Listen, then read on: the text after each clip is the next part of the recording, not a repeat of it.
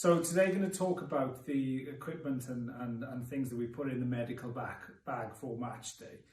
So what I've done, I've tried to organise everything that we put in the bag and talk you through it quite systematically. So initially we'll be looking at tapes like this. So this is like a tiger tape that we use for the boys use for line outs, to zinc for strapping ankles, naturally scissors for the hyperfix that we might use, to compression wraps for things like dead legs, contusions, etc.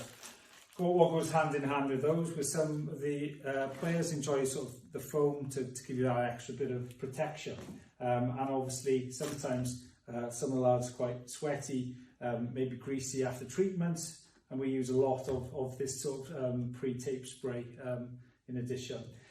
With it being in COVID times, moving on to the slightly different things that aren't normally in bags pre-COVID times. We'd have a lot of masks and also bibs, which are mandatory for our league. Miscellaneously then, we've got things like an asthma pump, to massage wax, whether it's deep heat for sort of tightness. You never know, sometimes during warm-ups, players get tight and need some interventions. Things like Vaseline for any chafage.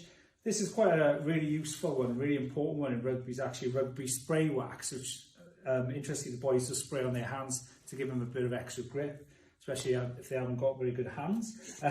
We'll always have some reserve contact lenses as well, which goes in that miscellaneous group. And actually this is a really, really important part, because you never know when the contacts are going to come out. In addition, this wrap here for ice bags, very, very important if anyone picks up injuries on field.